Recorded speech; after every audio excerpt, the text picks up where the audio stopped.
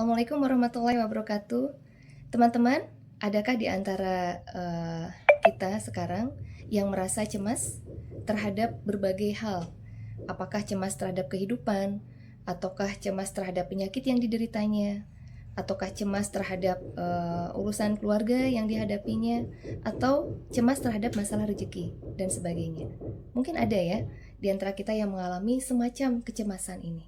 Nah, teman-teman tahukah satu hal? Bahwa ternyata apabila kita memahami, memaknai, dan menghayati pemahaman dari ayat kursi yang sangat luar biasa.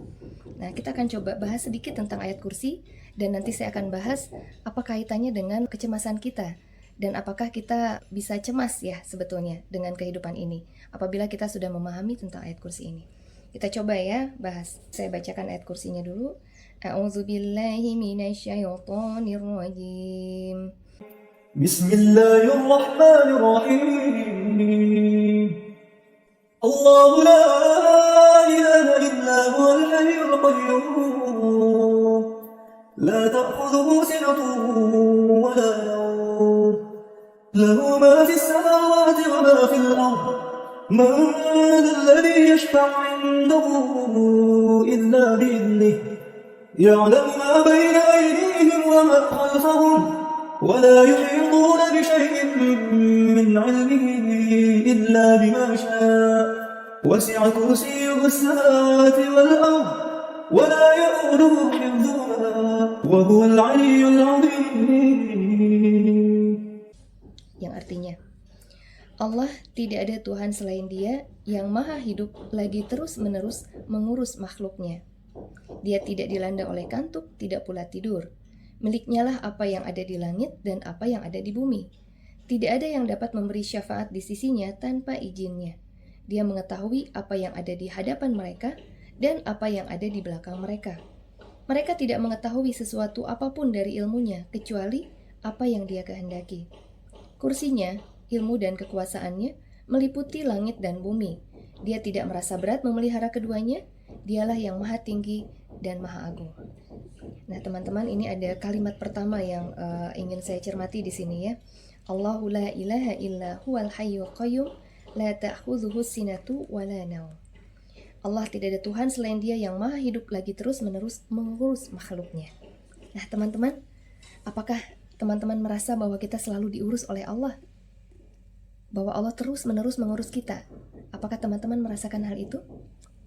Ya, mungkin ada yang menjawab ya, ada juga yang menjawab saya kurang begitu merasakan secara jelas ya gitu.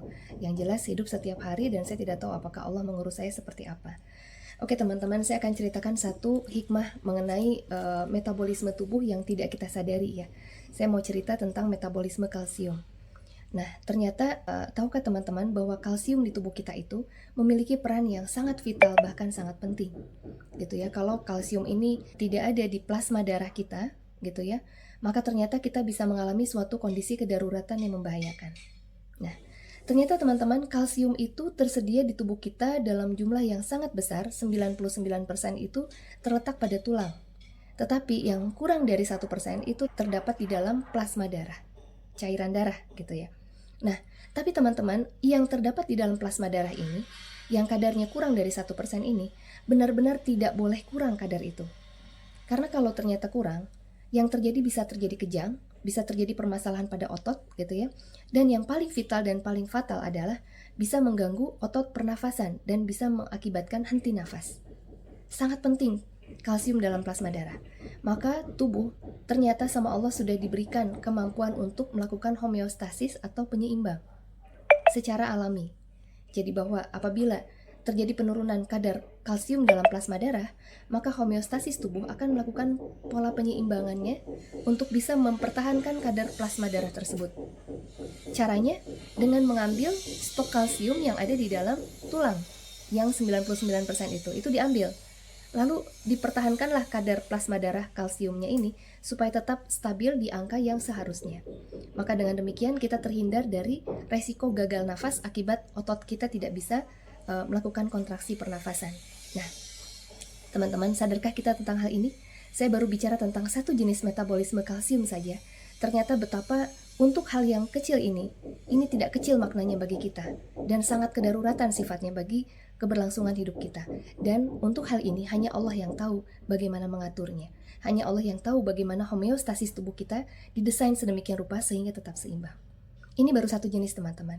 Sedangkan betapa banyaknya, sangat banyak sekali proses metabolisme di tubuh kita yang tidak kita sadari dan semuanya menunjang kehidupan kita secara sangat luar biasa.